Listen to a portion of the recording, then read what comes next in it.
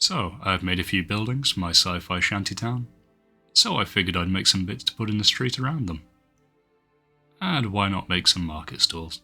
So, with small pieces of foam core, just beveling them down into rough ovals, and then using that as a basis to decide what type of stall I wanted to make. I did some doodles in a sketch pad just to get the rough ideas down, and get some kind of archetypes that I wanted to build. And getting a saw out, and cutting some bamboo skewers to a 45-degree angle to make some kind of overhanging beams that I could use to put some canvas over the top of. Using a nearby mini just to get the scale right as well. Using super glue on these just to get a decent bond between the wood.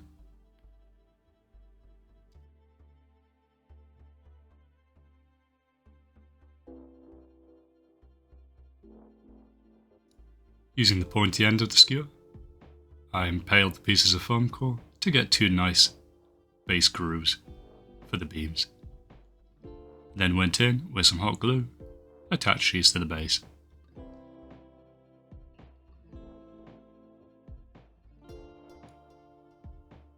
These then create the kind of overhang, which you have the stall underneath. And building the stall just out of some bits of balsa wood and a piece of plasticard, but then mixing it up between the different stalls.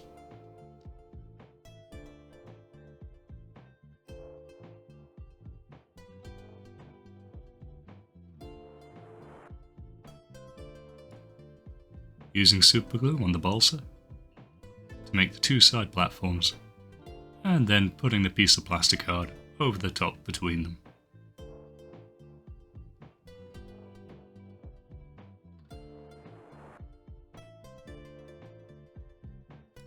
This bit did get a bit fiddly, as you do have two very thin contact points, but considering it's a fairly light covering, they don't need to support any real weight.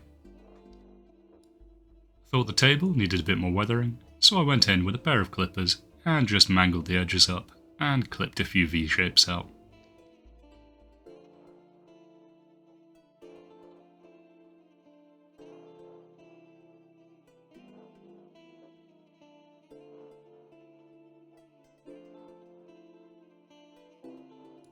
For an upright stand, I attached 4 pieces of balsa wood with hot glue to a base. Now this is a very flimsy drawing, so I went in and with some pieces of cardboard just connected them up, which made them a bit more secure.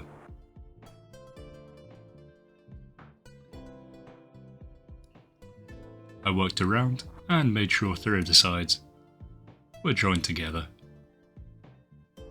leaving a gap in the front so there'd be a kind of serving opening.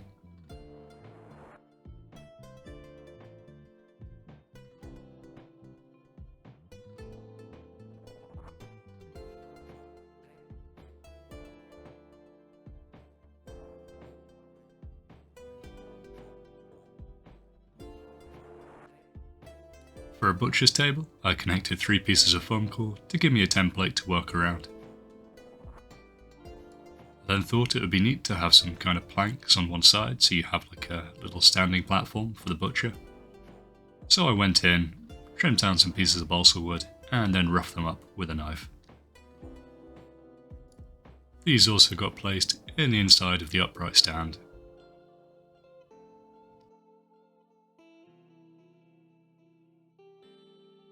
Going back to the butcher's table, glue that on with hot glue, and then attach the balsa wood behind it to make a kind of very shallow arc. This will also give it a little bit of synergy with the previous building I made, which also had some wooden decking to it. I wanted a different type of roof covering on this one, so with some paper clips, bent them into L shapes, and then used a pin vise to drill some guideline holes onto the base, which they then got glued into.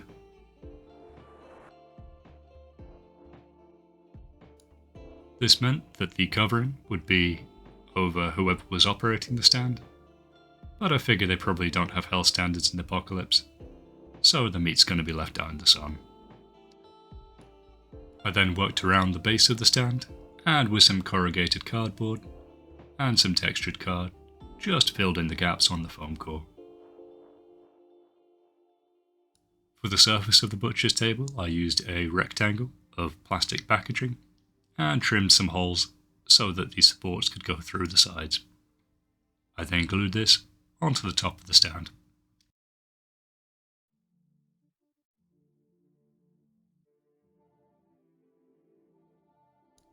Moving on to the weapons tool, I wanted an angled front, so I trimmed the foam core down and glued it onto the base.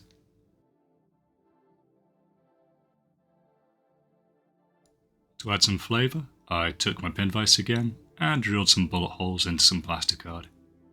This I then trimmed and added onto the various different stools, just so it looked like someone had shot up the place. To populate the stands, I designed and printed out a bunch of little greebles. So there's a few weapons, a few robot parts, a little generator I made in Blender, and I did a bit of dry fitting to see where I wanted these to go. But for the most part I painted them up first and then glued them down on top later. I did think it would be fun to have some kind of old power cell used as the cooker on the butcher stand, so I glued that down on one side. I then made some basing paste using the standard recipe of cork, sand, black gesso and PVA glue, and with a tiny bit of water just so it would mix up a little bit easier. Now, you don't have to use dirty water from your paint pot at this point, but I certainly did.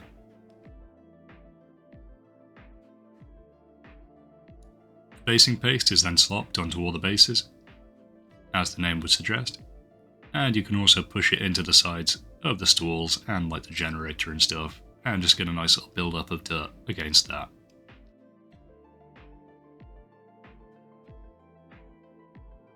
A step that I sometimes forget, but remember today, is while it's wet, push some small aquarium stones into the basing paste, just so you get a bit of variety.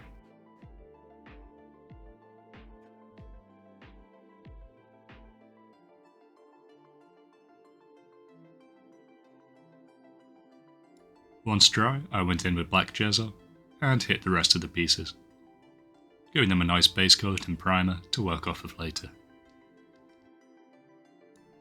This was followed by an acrylic brown paint, which was then mixed with white to make the highlight colour, which was then dry brushed onto the dirt, as well as any deposits, as well as the wood.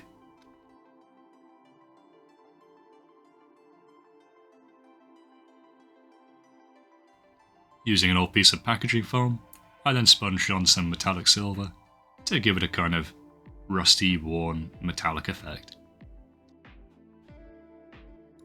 For the butcher stand, I needed to make some meat, so I got out the miller pot and made some kind of rough, blobby shapes and pushed a bit of light texture into them.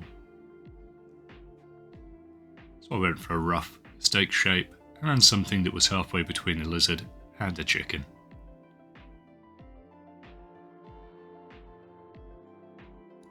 I also sunk some cocktail sticks into some blobs that were left over, just to make some drumsticks.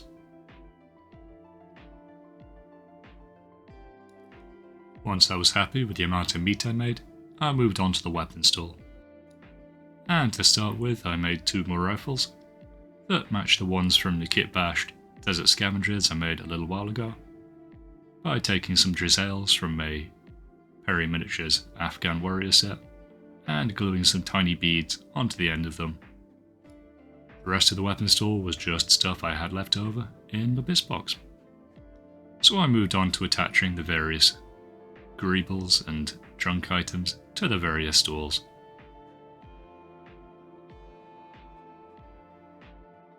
I used Mod Podge for this, just so I wouldn't get any glossy PVA showing out from underneath. Or if you use super glue, you can occasionally get that frosting around where you've applied it.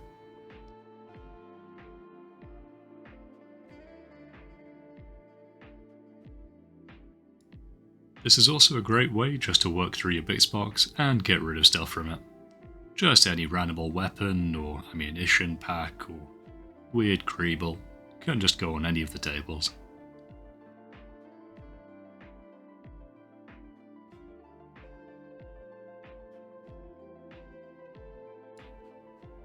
For the meat stall, I attached the meat pieces onto the stand before I painted them, because I was running out of time at this point.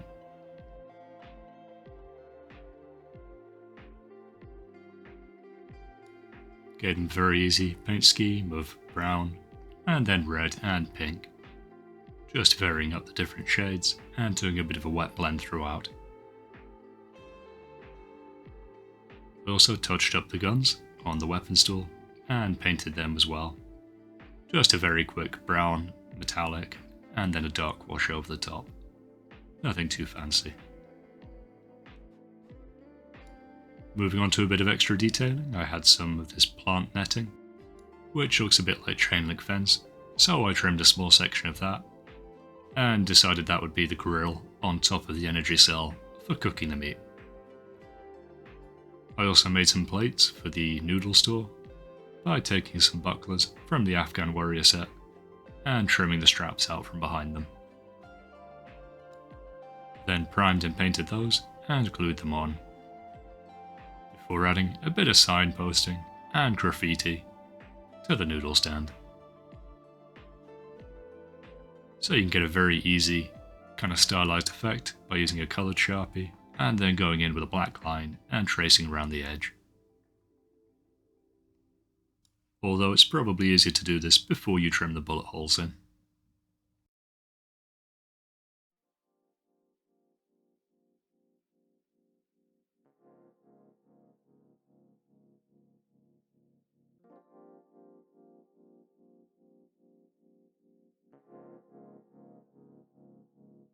It also helps here that I have terrible handwriting, so it looks like somebody who was illiterate tried to write the sign.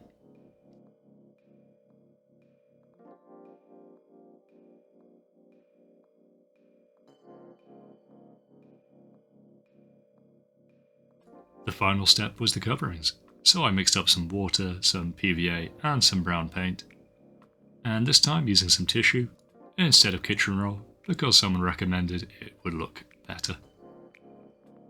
So tearing that into rough strips and then dunking it in the wash before fitting it over the top of the stand. Using another piece of tissue paper just to stop it dripping down onto the base below. This bit does get a bit fiddly as well, because with the tissue paper it sticks to you at all if you have any moisture on your hands. So you can see the piece underneath just immediately grabs me when I go in to try and fit it.